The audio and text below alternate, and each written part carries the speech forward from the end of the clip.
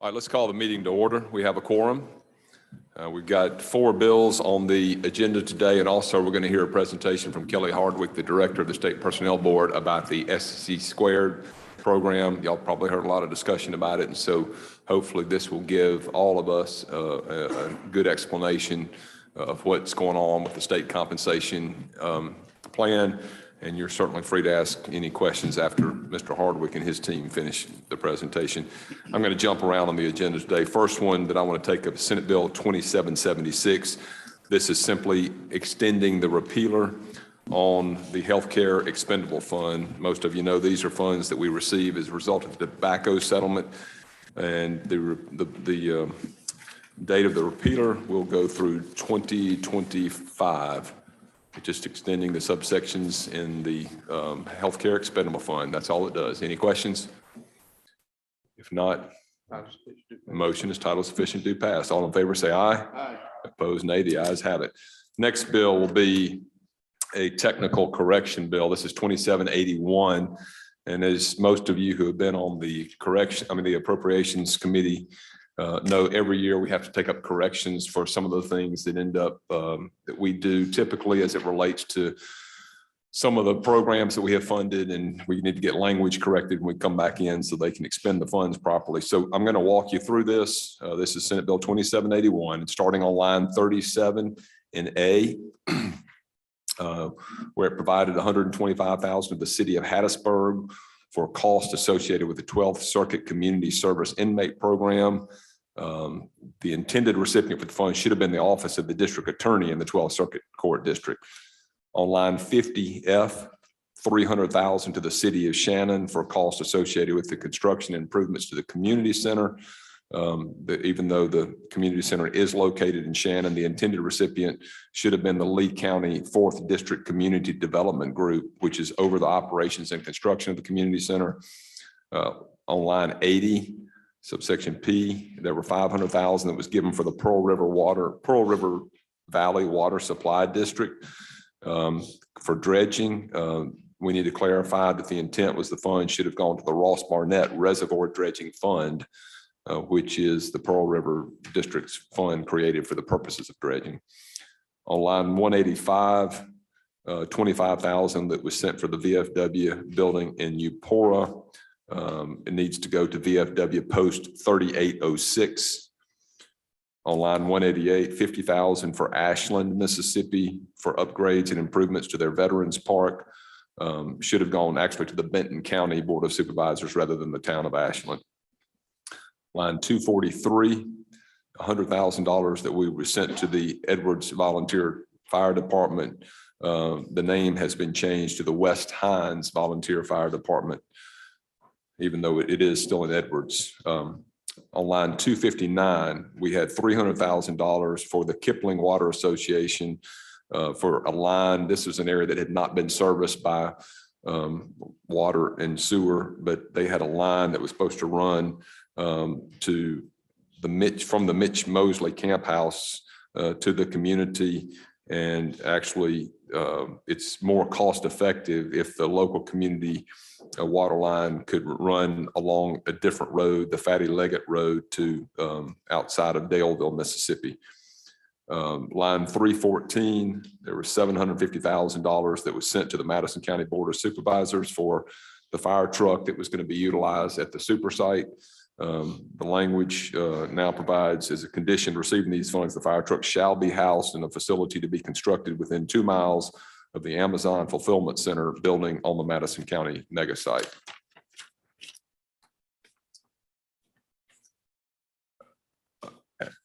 As it relates to the Mississippi Development Authority money, on line 345, there was $13,500,000 that was sent for the Mississippi State University to assist with the Mississippi Cyber Center. This should be the Mississippi State University Research and Technology Corporation, which oversees the design and construction of the facility. On line 397, the money that was sent to the National Guard, we will allow them to transfer their capital expense funds so that they can use those funds to facilitate a federal grant matching requirement. On line 506, the section providing an amendment to the Department of Ag and Commerce's language, they had the NCHA Eastern National Championship. They would like to move those funds instead to the Southern Cutting Futurity Championships due to the NCHA discontinuing holding their championships, and instead the Southern Cutting Futurity Championship, which is comparable in size and same standards, will be held at the fairgrounds. On line 520, the amendment to the State Treasurer's Office. This amendment would increase the amount of funding by $413,369 in order to match Section 1 of the Treasurer's Office Appropriation Bill. And finally, on line 609, this is a correction. Last year, we moved the Capitol Police over from DFA to DPS. We did not include that their personal leave time, their medical leave and compensatory leave time should have been switched over to DPS's budget. So there's a correction there. And of course, these changes would need to be effective upon passage because these are things that will be utilized in this fiscal year. That's an explanation of the technical corrections bill. Be happy to yield the questions. Senator McClendon, you're recognized. Thank you, Mr. Chairman. On line 112 and 113, it says to assist the city of Hernando in paying the cost associated with repairs to its streets. It should say to assist the city of Hernando in paying the cost associated with a traffic light at the intersection of Highway 51 and Oak Grove Road. I would like to make that amendment. If you could, please, sir. Senator McClendon, not that I disagree with you, but I want to, are we sure that that's what this, I can't recall independently because we've got so many. We're positive this is what those funds were intended for. Absolutely. And they put that money in the a separate fund for that. Okay. So your amendment is to say the language again, please. The amendment to change the wordage on lines 112 and 113 to assist the city of Hernando in paying the cost associated with a traffic light at the intersection of Highway 51 and Oak Grove Road.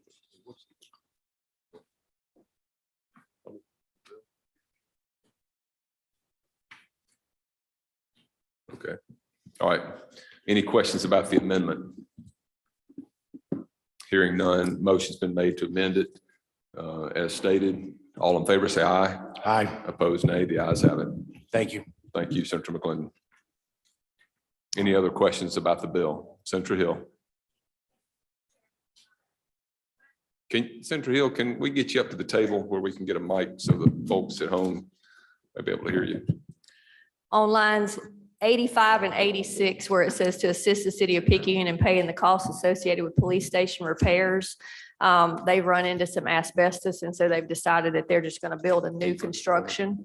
So I would offer an amendment on line 86 to say to assist the city of Picayune in paying the costs associated with construction of a new police station instead of repairs.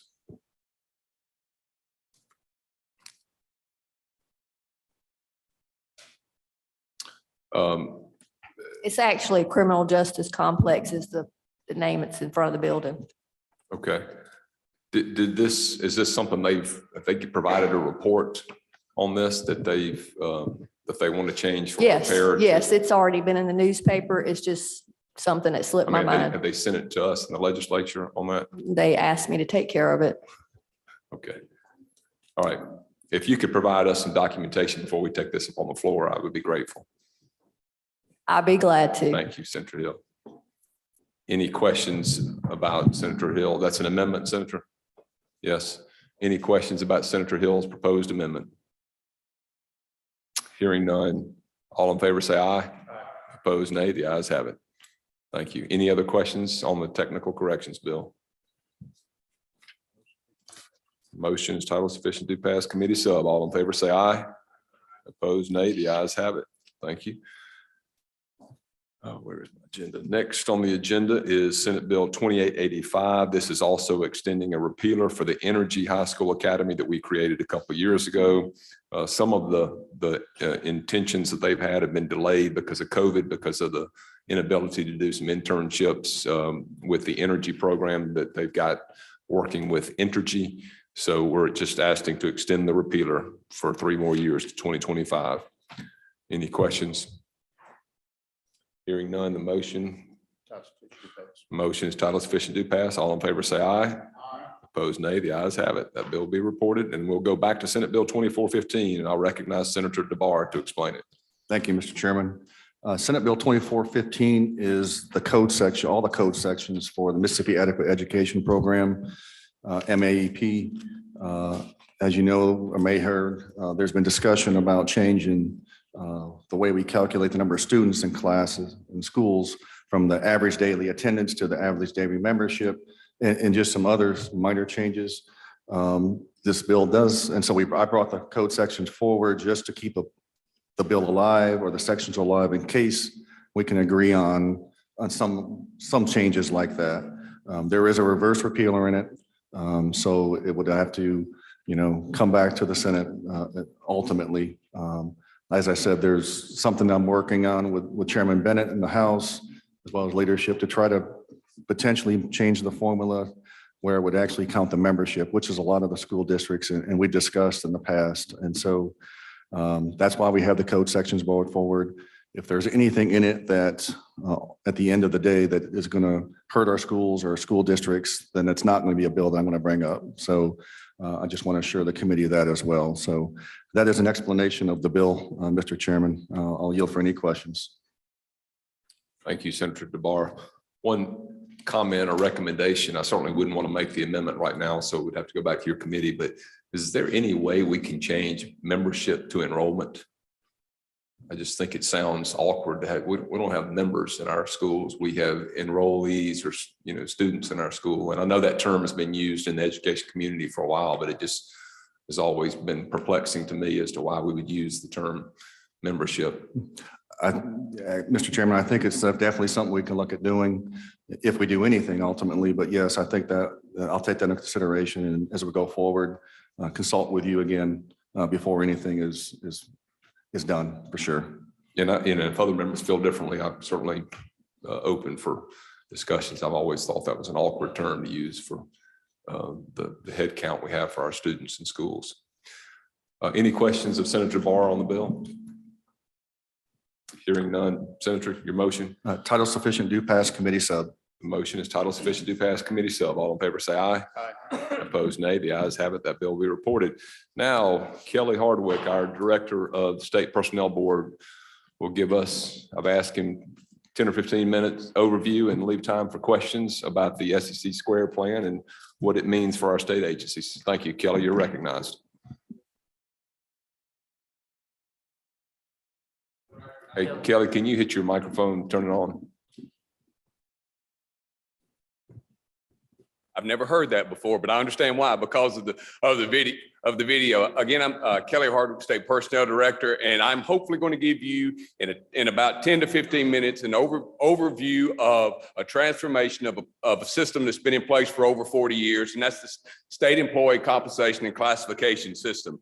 And what we did as State Personnel Board, we got to looking about a lot of complaints about how employees are paid, the structure from agencies. And so we undertook and realized that we needed to change what we're doing. And so what we've done working with our board and our staff and state agencies is hopefully we created a modern system where there is more accountability, functional and transparency for the legislature, for the agencies, and for state employees. Now, statutorily, our linchpin mission is that we create a classification and compensation system that is adequate and equitable.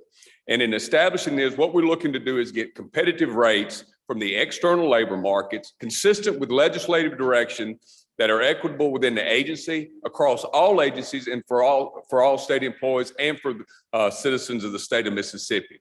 So why? And what are we changing? What happened? So the old system that we had, the problems with it was there were too many classifications. With over 24,000 state employees that are under our purview, you had over 1,900 job classifications, many that were very agency specific, and there were some generic classifications that we dealt with. employees were misclassified. Many employees were in generic job classes that did not accurately reflect what their job duties were with their agencies. And there were distorted pay ranges. A lot of you heard a lot of that. You started at a minimum, and there was maximums at the end that nobody could get to. It was based for an old step and grade that's about 4 different iterations that's come through classification that we haven't done. So you had that. And what was happening is your classification system was used as your de facto compensation system. So people were getting put in classifications just to pay them what they thought it would be. So that was the old system. That wasn't working. With the new system, what we look to do is that we broke classifications into occupational groups and job families. We streamlined that down to about 650 classifications, so there's no need for generic classifications anymore. And so we also properly classified employees. We undertook what we believe to be the largest position description questionnaire that's ever happened. We contacted over 23,000 employees, and they told us what they did. State employees told us what they did, and that was verified through their supervisors and through their agencies. So now what we're able to do is we can tell you what state employees actually do. And then we moved to get competitive and equitable compensation. Once employees are accurately classified to know what we do, it's much better to be able to look and are they paid equitably, and are they within the range for the relevant job market. And there's also one of the biggest things, millennials are going to be the largest group of state employees here before long. One of the things that they look for and that we look for is the occupational career path projection. Today, you can bring a state employee in and you can tell them, hey, here is your career path for 25 years, and can set that out for them, and they can see where they can go day one in their chosen profession. So the process that we use, we were lucky in May of 2020, Neville Kenning, the preeminent guru across the state, did work here years ago, has dealt with well over half the states in public compensation and classification. We were able to retain him through a competitive process to help us with this plan. And so we also put together, we had a steering committee that agencies, 8 different agencies, PERS, DFA, Division of Medicaid, ELBO was part of that group, Mental Health, Secretary of State, Education, and us. We put together, so that was a process of changing your classification and compensation system. And the undertaking was huge. It's one of the biggest that's been, that we are aware of being done by anybody across the country for this magnitude of employees. As you know, state employees under this purview, we're the biggest employer in the state that we're dealing with. So over 23,000 state employees filled out a position description questionnaire where they told us what they did, and it was verified. So we did all of that electronically. We didn't pass paper in doing this. All the approvals, all of that was done electronically and efficiently. We had nearly 300 state employees and over 46 agencies represented doing subject matter expert panels with us and helping us with validating the role summaries. So we involved that many folks to say, well, there's no way for me to tell you what a marine scientist does. I don't know. I know what Marine is, I know what a scientist is, but we wouldn't know that. But we did know some folks at DMR and other agencies that could tell us this is what this really is, to make sure we've got proper classification and proper role summaries. And from that, after agencies reviewed, we worked with them, we wound up with 21 occupational groups, 136 job families, and 650 job classifications. And that was the classification side of it. Why that first? Because if people aren't properly classified, there's no way to determine if they're being adequately and equitably paid. So we had to fix that and get all of that done. Now, tragically, our consultant, Neville Kenning, again, a native New Zealander who was the guru, tragically passed away from pancreatic cancer unexpectedly during the middle of it. But we had an opportunity, the wealth and treasure trove of knowledge in other states he'd worked with. Our team worked with them, pull together. Now we're going to talk about what everybody cares about is the compensation piece of it. And how do we change that and how do we make that better? So what we do is we had pay plans and we have grades and we have zones. Now the pay plans right now where it is, everybody was in the old one, everybody was under one pay plan, old kind of step and grade that everybody fell under regardless. We moved it up into 4 different pay plans. There's the Mississippi General, where the vast majority of state employees fall under, but we also have the medical services pay plan. Because of the volatility in that market, we can adjust that and not have to worry about everybody else. We also have the IT pay plan, much like the medical services, which is a pretty volatile market. We can move that and adjust that ready to the market and not have to adjust everybody else. And then we have the executive pay plan to be able to keep an idea on what your executive level and what their teams are and making sure they're in line with everyone else around that. And so we set that up. We looked at 4 contiguous states.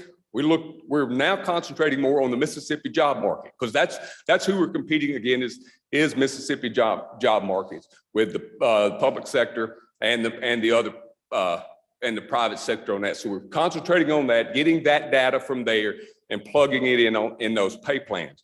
In those pay plans, that each one of them have what's called a grade. And in that grade, there's a range. There is a market, a minimum, and a maximum that you can be paid into that grade. As an employee, you classified and you're assigned to a grade and you can be paid in that. Now, I want to say something. I'm going to slow down for just a second. And here's what you need, the big thing you need to know about this. For 40 years, the minimum has been the end all be all and the pins. That's what you've heard. Get that out of your mind. If anybody comes to you and says, well, I can't pay under the minimum, your response is this.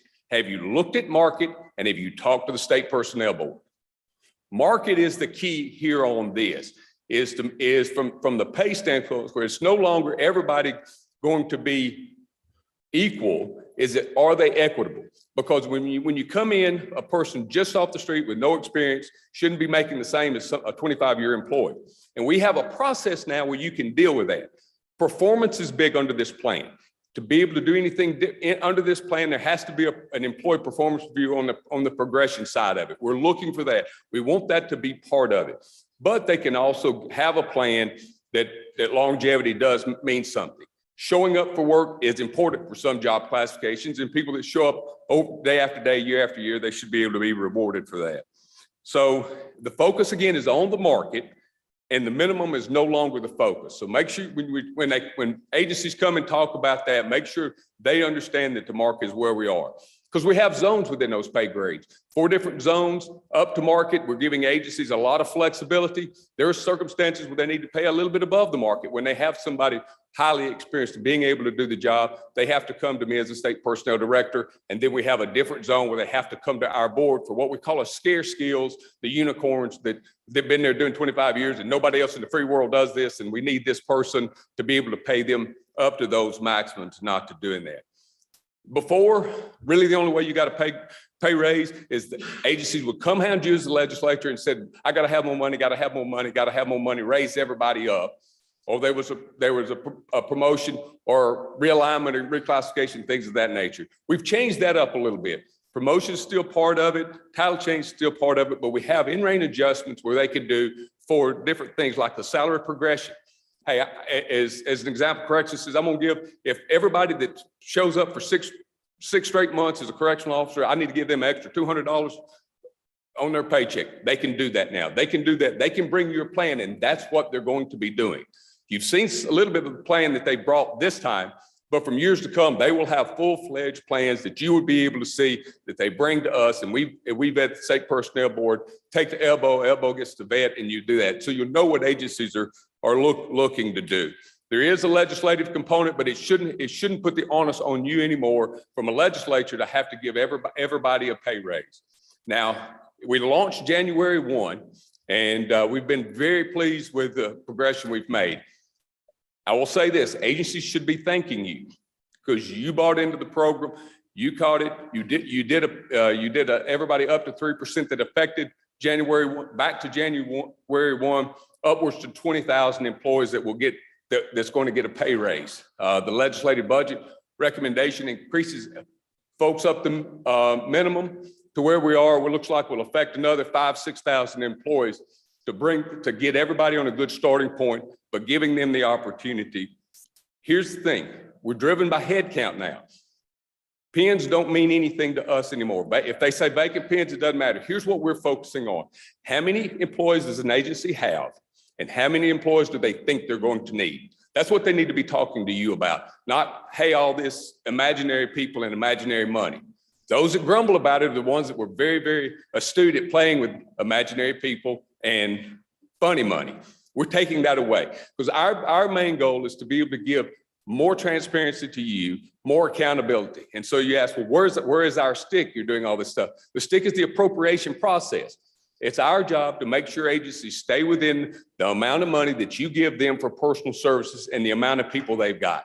We're ultimately the goal, what we're looking to be is to be competitive, consistent, and equitable, and to be able to audit equity. Are they doing that? Are they keeping people equity and be able to move it from that standpoint? So that's the big goal, is to give a lot more transparency to the legislature, a lot more transparency to everybody about what people are doing and what they're getting paid and how that relates to the market. So, and I'd be remiss, had talked about Nev a little bit more. My team is here, the infamous Ryan Beard, Brittany, Daniel, Henry, they're here. Without them, this would not have happened. I've spent most of my career in the private sector, representing companies, and I knew a little bit about it when I started. They will tell you I know a little bit about it now, but without them, it would not have happened because we were able to do it. The decision was made. We didn't do it with any extra appropriated dollars. We didn't hire people. We cut in areas, and so we were able to do this for you without expending a great deal of money. So with that, Mr. Chairman, I will open it up for questions. Two technical ones I would like to ask if maybe Ryan and the group would be able to ask those. Absolutely. I probably have a few questions, but I'll let the members start first and see what questions they may have of you and your team, Kelly. Okay. Question, Senator Branning.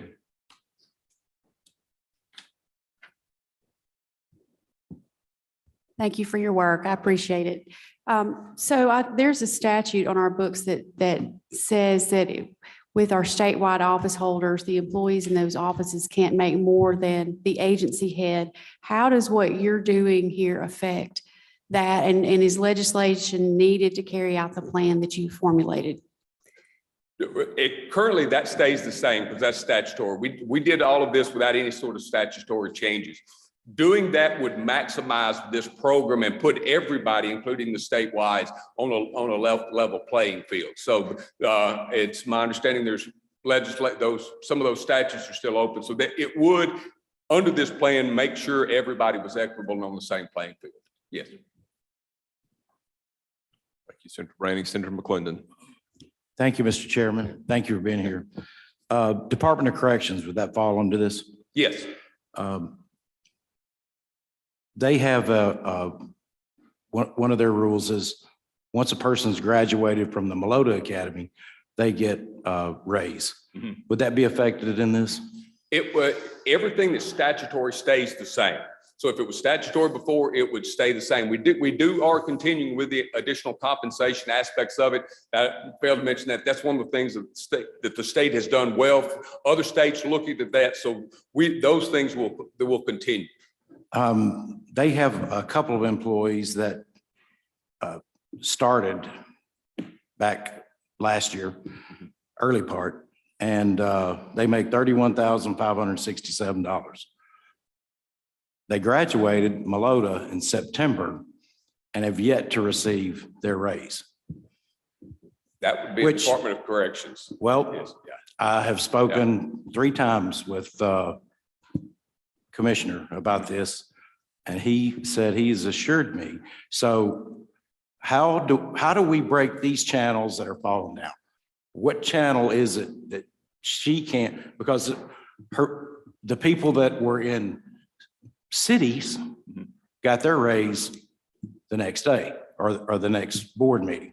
The peoples in counties that went through Melota got theirs, but the state people have yet to get theirs. And I appreciate that. That is more of a finance issue on that side. From our standpoint, if they're eligible and we're given, here's the salary, that's what we upload and make sure that the salary is put in there. But we don't have the mechanism or the manpower to make sure that everybody is following their own rules and regulations as far as it comes to statutory aspects of it. From that standpoint, I'll take specifically because we're talking about some very specific things. I'd love to get with you our team can get with you later, find out specifically what we're talking about and investigate it and be able to give you some answers pretty quickly. If Thank you. that's acceptable. Thank you. I just, Yeah. It's been since September, October, November, December, January, we're going into February. And it's a $6,000 raise. Yeah.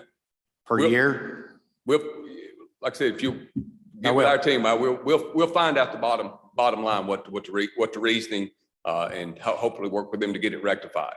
Thank you so much. I Absolutely. appreciate what you're Yeah. doing. Other questions? Senator Hickman. Just a quick question here. So I see we have market. So everybody's not coming in at market. If it's a new employee just getting there, they're coming in at maybe zone 1. Yeah, they can come in zone 1. They can even come in below minimum if that's what that market is bearing for that agency. So they just can't come in above market without our approval. Okay. And they are subject to equity audits on, if we go back and say, now, whoa, you're paying everybody this and you want to bring this person into that, you cannot do it. So anytime you're wanting to bring in an agency is wanting to bring in an employee at above market rate, they're going to need prior approval before they can do that. One last question. What's the discretion? Like how much discretion does an agency have before they reach market? Like if I'm bringing in an employee, what level or what percentage of discretion I have at what I'm going to pay each employee? Yeah. They may tell me, hey, it's different from that, but basically we set the markets on all of these, and it's about 25 to 30% below market, around the minimum, 20 to 25% above the market of where we set it is generally of how those pay plans will work. So if the market is $20,000, then the minimum would probably be 15. I think that's kind of, if I'm somewhere around in there, and 15 and 25 would be your range. I get it. And just to let you know what my questions were going to, I appreciate the work that you guys are doing. I think this is great. I like the fact that you're trying to make things equitable. I just wanted to know how much discretion we had. Can we find places where employees are not being treated equitable and stuff like that? What discretion is in this module? And I think it does a good job. Yeah, in this module, we as the State Personnel Board are taking on an enhanced responsibility of actually auditing the agencies to be able to tell if they're paying equitable or not. We could not do that before because of the way the generic and misclassification that was happening before, because you could have, in a group, you could have 4 people that were called accountants and 2 that were staff officers, and 1 that was a bureau director, and 1 was a program manager, and they were all doing the same thing. So there was no way to really tell if they were paying all their accountants the same way. The new classification gives us that. So as we go forward, we're able to do more auditing and being able to report to you what agencies are really paying the people for the job they're doing. Well, I'll just end by saying this: if implemented as presented, I think it's a great program. Thank you. Thank you. Thank you, Senator Hickman. Senator DeBar, you're recognized. Thank you, Mr. Chairman. Kelly, I just want to thank you and your team for all the hard work you've done. It's really a great job. Just kind of a few questions are, is there any exclusions from this program, such as like teachers or law enforcement, or is everybody that's a state employee a part of this program? This is for state employees under the State Personnel Board purview. It doesn't include teachers, public school teachers. It doesn't cover universities, colleges, community colleges. Doesn't cover the legislative or the judicial branches and things of that nature. It's just the 25,000 that are under our purview, which is about 71 master agencies and 25,000 employees. So it does not affect those. I will say this: we've had good conversations with both legislative leadership and from the administrative side and the judicial side of it, for their rank and file of using this. So we've had some good positive feedback that they're helping use our models to help them with their understanding of how they should be paid. Okay. And just looking at the pay plans that you have, I'm thinking about, what do we do for, like, I consider professional employees? I'm talking about engineers, attorneys, people that go and get extra degrees and that have very technical expertise. Is there a way to compensate those professional type employees within these pay plans? Absolutely. They have different grades, and we look more for entry level, journey level, and expertise and how you do that and how the longevity and different levels. We break a lot of it up into the vocational side of it and the professional side of it. And it depends on where they fall in the pay grade on how they would do that. And they don't automatically just go one pay grade, the next pay grade, the next pay grade. There can be gaps in the pay grade based on what the market analysis tells us where they should be.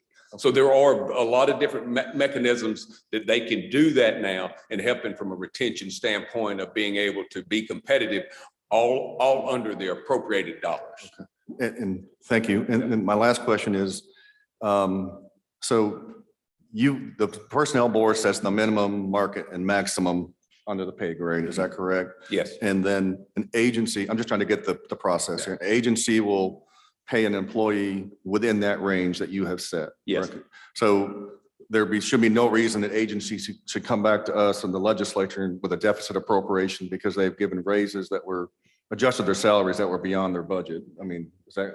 That is our endeavor, that you would never be surprised again that an agency has spent too much money on personal services. That's something that we're going to be able to hopefully look at real dollars and can be able to track that and keep them in line for them to be able to do it. But if they did need to come get a deficit for some reason, legislative budget office would be in leadership. You would know earlier that, hey, this is a problem that we've got. It wouldn't be January. What does this bill mean? Why do they need more money? Circumstance. Yes. So when they adjust the salaries, they come to you before they can actually do that? Is that? Yes. Okay. Thank you. Thank you, Kelly. Thank you, Mr. Chairman. Thank you, Senator DeBar. I recognize Senator Delano.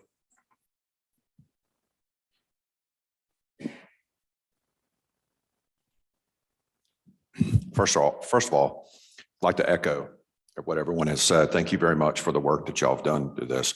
Mr. Chairman, I'm going to ask a line of questioning, but please, I really want to hear what your Please opinion cut is. you off when I get tired of hearing it. Yes, sir. Thank you. So as a subcommittee appropriations chairman, how are we going to be able to use the information that you are providing in the new system to help better predict and budget for the headcount that the agencies will have to sustain their number of employees that they have today, as well as these professional enhancements that may come up from time to time that would increase pay year over year for those same employees? And then how are we going to use what we refer to as pins now in our budgeting process moving forward? Yeah. On a go forward, what we're looking to do is they do the actual number of people they have, and the agency we're making the agencies plan more and put them in a position where they've got to plan and bring to us before they run to you to say, here's all the problems we got. Because what we would ask is from agencies, not necessarily this session as we're moving forward, but especially next session. This session, they've already started. Each one of your agencies have got a template. They're supposed to be thinking about this today that they have, but they would know here's how many people I have, here's how much it costs me now, and here's how many more people I'm going to need. Or I want to give my people more money. I don't need more people. I just need some more money. Or I may reduce my number of employees. And so you expect that from them now, to be more clear on what they really need, not what they have been playing with in the past.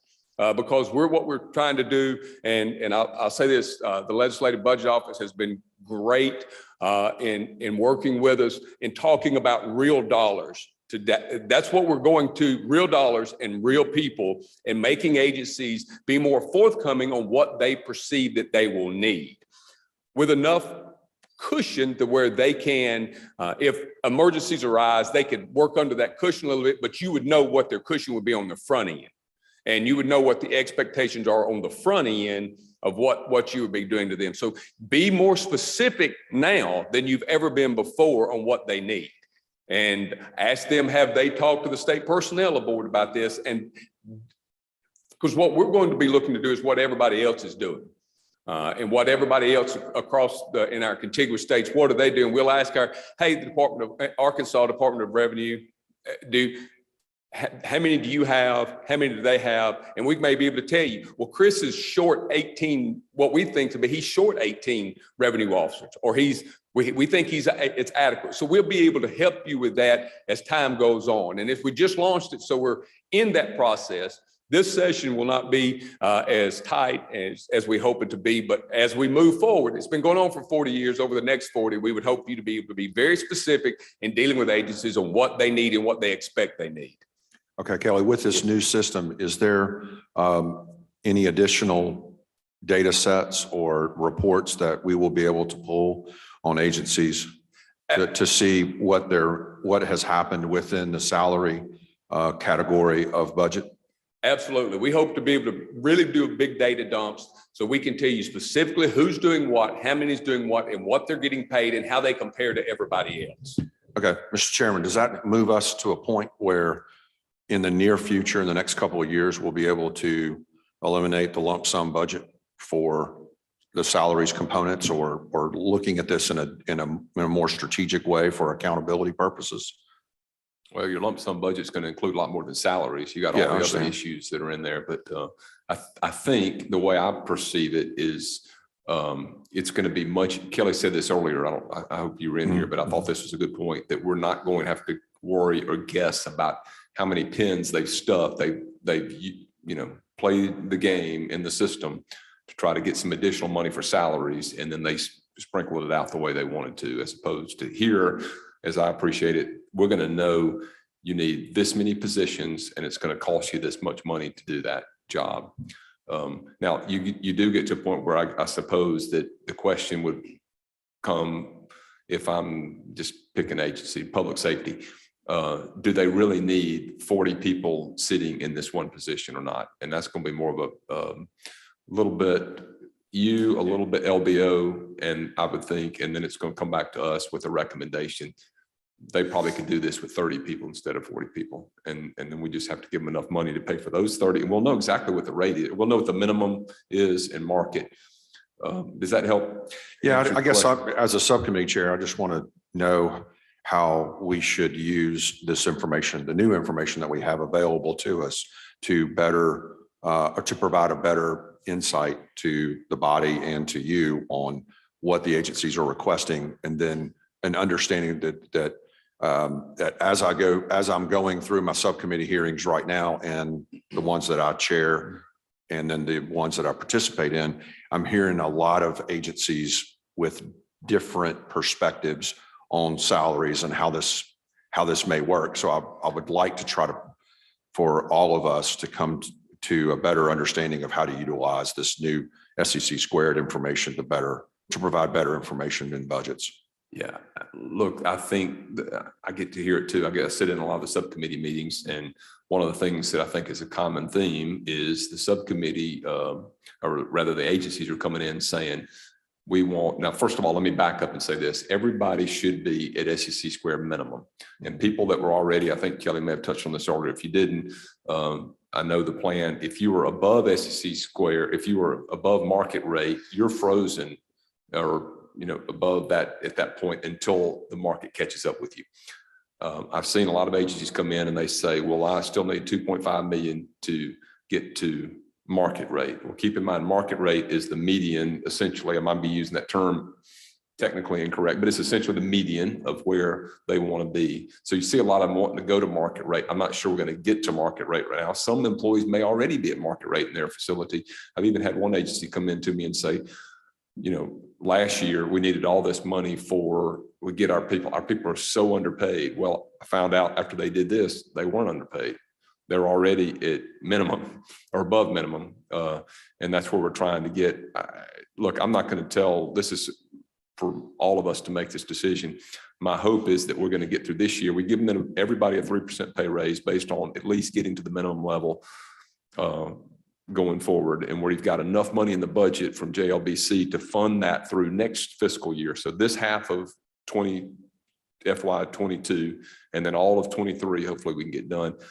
I'd kind of like to see the dust settle on how this plays out over this next year, and then we'll come back in next year. And I think we'll have a better understanding if we're missing some things. And we may find a few glitches. I'm hopeful that we got enough money in here. The one thing, since I've got the mic and I'm talking about this, the one thing that I would appreciate comments on later is how inflation, we all know inflation's hitting us pretty hard. And my suspicion is that the minimums and the markets are about to start going up on us, because the world, like I tell people all the time, you don't hear much discussion about minimum wage right now because nobody can hire anybody at minimum wage. So I shouldn't say nobody, but it'd be hard to hire somebody at minimum wage. And I think you're going to start seeing upward push on wages, and it's going to affect us at the state government too. I think we're, even get to minimums. Kelly, you may want to comment on. I think we're gonna the next couple of years, if inflation stays like it is, we're going to start seeing a push up on salaries, and that's just part of how, if you study economics, folks, that's how it works. And so I would mention this is that as a subcommittee chair, every one of your agencies should already be bringing a template to you about how much they want to spend, what they want to spend it on, raises they want to give. They should have that already this year for you. So if you're having subcommittee hearings, ask them for their template of what you're looking to do and what you're proposing to do. So they already have that and should be giving those to you to give you more detail on what their expectation is. And then we can work with you and tell you where they are versus that expectation. Those didn't come to us this year just because of the turnaround that we've done, but in the future, we look that they would bring those to us. Then we would bring those to the Legislative Budget Office, and then we would come back and all of us get together and say, what do we think is the plan? And so that they should be bringing those to you now. And to your point too, the reset that he's talking about is getting everyone to minimum starting July 1. And then as you move forward, agencies shouldn't, if they've got people under minimum, that's becomes a real big agency issue. And you need to start talking about philosophical issues from that. And we are looking to, at least every 2 or 3 years, we'll look at those ranges. And the realities are, I'm not your state economist, but there is going to be some inflationary measures that we'll have to deal with. The good thing about it, though, is it's all contingent on the monies that you can appropriate, and all we're doing is reporting where you are versus the market, not what you have to do. And so you get we're hoping to give you much better data on as we move forward. Chairman, one last question. I've heard you say in the past, and then again today, that we refer to employees on our budget sheets as pins, and we're not going to, or we shouldn't refer to them anymore as pins. I think you used the word headcount for the agency. So what is that going to translate to with respect to our budgets? Are we still going to be looking at a number of employees there, and how is that going to change in the way that we do our budgets now? That we're looking to go the strict head count, and not what they were out there. Because as part of the deal is they would say, we've got these vacant pins, but we've got this money over here that we're going to use and do it. From our standpoint, they should be held to the standard of, here's the number of people you have, and here's the amount of money that the legislature says you can spend on it. That's your keys now. It will force them to have to go to head count because they can't inflate their numbers on what imaginary they think they should have out there to be able to pull other money in that it can go under the radar a little bit. And that's what we're trying to stop. Okay, thank you, Mr. Chairman. Thank you, Senator Delano. Senator Williams, you recognize. Thank you, Mr. Chairman, and thank you again for all the work y'all have done. This is tremendous. Just trying to sum it down a little bit. Looking at your data sheet at the bottom between what we need to get to minimum and to market, we have 26,544 employees. And I assume that's the number of employees that fall up under this purview. Mm-hmm. If I'm looking at the numbers right, $282 million roughly allows us to get the 7,251 to minimum, and then the 19,293 to the average. So in layman's terms, that kind of hits the middle of the mark. Is that correct? That's correct. With that $282 million, does that deal with, your words, the funny money as far as the ghost pins where we use that money to bring people up? Will that clear that up? This is based on real dollars and the real amount of money and taking all of that out. So it clears that up. Yes, sir. That goes away. Those numbers on the sheet, those were the legislative budget numbers of 831. State employees, the numbers have continued trending down a little bit. And with the 3% that you did in January 1, both of those numbers we anticipate going down from the 7,000. So because it moves every day, we're working with Elbow. We're going to find the perfect moment in time to do it and can be able to tell you. So beginning July 1, Yes. you can fund that Yeah, appropriately. that's just a snapshot at a moment in Yeah. time, but at that time it At was that time. taken, it pretty much hit us in the center of it. Okay, Yeah. thank you. Thank you, Mr. Chairman. Thank you, Senator. Senator Butler. Senator Butler, can you hit your microphone on, please? Thank you, sir.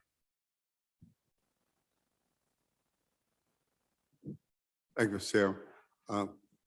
I too want to commend you for the job you're doing. One of the things that I have, what little layman question, are provisions being made for compensatory time versus overtime in this? Those are part of the system that would continue to go from there. If they have compensatory time that they deal with, that's statutorily dealt with. If they have overtime, that's dealt with the Fair Labor Standards Act, and whether they're exempt or not, all of those rules still apply. So the way they're doing now, that will continue to go. This is dealing more with the base salary and how they deal from that standpoint. So yes, that doesn't change anything at all. What we will be able to do is track that better now. Okay, but I guess one of the things I look at, some individuals say, well, we need to add more pens because we have individuals working overtime and we can't afford to pay them. And that was what they would report that to you as this is the head count we need. It may be more now is because we're spending all this money in compensatory time and overtime. They can now tell you, they now should be able to tell you exactly how many employees they need as opposed to having an imaginary number. Because what we find is they don't hire those employees. That money gets lost. And so that's what we're stopping, is that we will get a better figure on what is actually being spent, and there may be better ways to spend it. If I may, you may see a reduction in contract workers because they'll want to get them on staff because it's better for them to actually be state employees than to be contract workers. We don't know how agencies are going to react to this, but there's a lot of realities out there that we're trying to narrow it down from a fiscal standpoint and from an accountability and transparency standpoint. Thank you. Thank you, Senator Butler. Senator Hickman. Just one quick follow-up question. Thank you, Mr. Chair. Following on your line of question, I think you said that, sometimes we'll have agencies come to us saying we can't afford to pay our employees what they need. And you say you've looked at them in time past and said, well, they're overpaying them. So by adopting this, is there the potential for salaries of individuals currently employed by agencies to actually go down once we put them where they need to be within this framework? No one's salary was reduced, but what you will have is a good number of employees, 10-15% or better.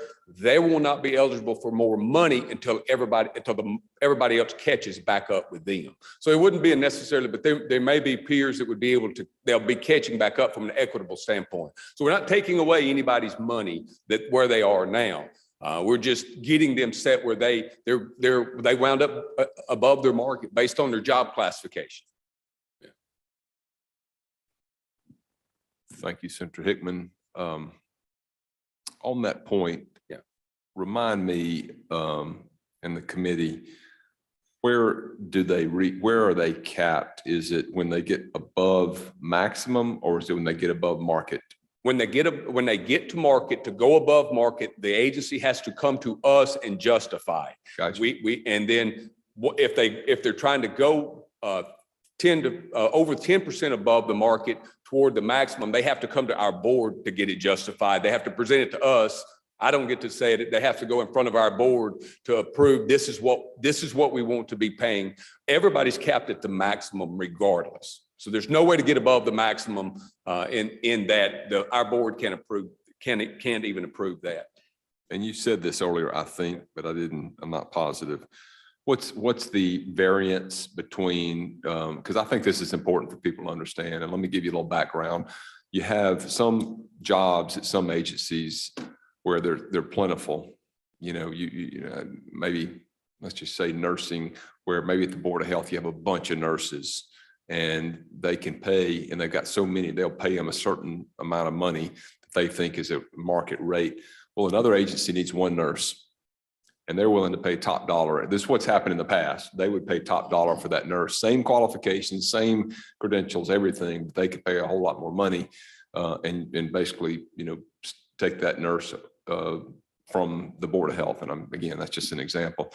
This is going to put everybody on the same, your credentials, your experience, your qualifications, all that will be factored in.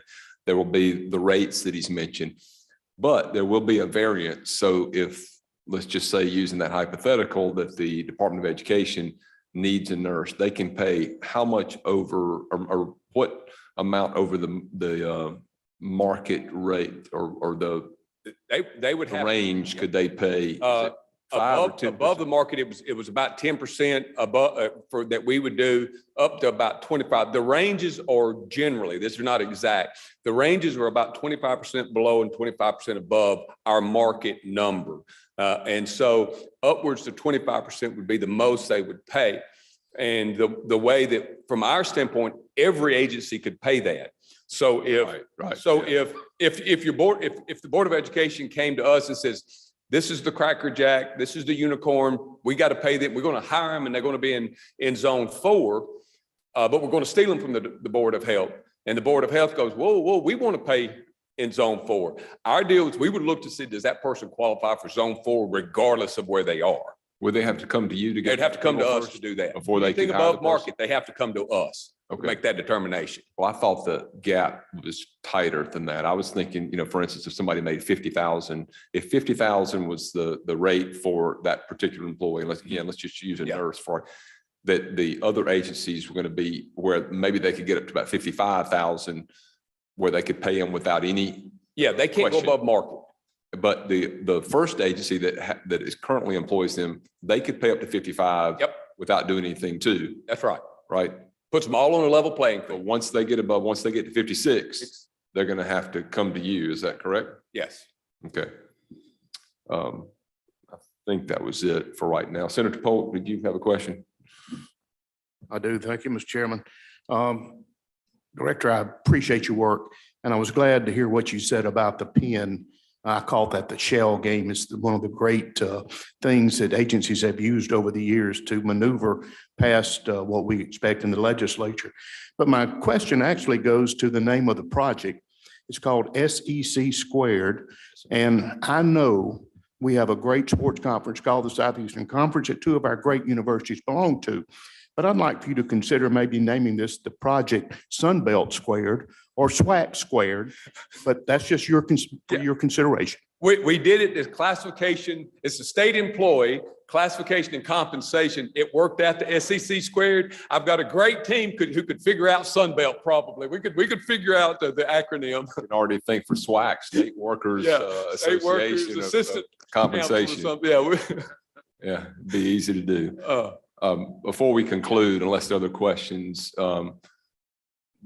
Ryan, at one point I saw you maybe somewhere, he covered it? Okay, there was something you thought, I was thinking you may want to add. So if there are no other questions, look, Kelly and your team, thank you all so much for the work you've been doing. I think in the long run, this is going to really help us out. I think we're in the infancy of this. So there are going to be some hiccups along the way, I'm afraid, but in the next couple of years, hopefully we can work this out to a well-oiled system that'll be easy to understand and fair for all of our state workers and fair between our agencies too, which is another big consideration. So thanks for the presentation. And if I don't have any other business to take up, I will entertain a motion to rise report. Senator Polk moves. All in favor say aye. Opposed nay. The ayes have it. Thank you.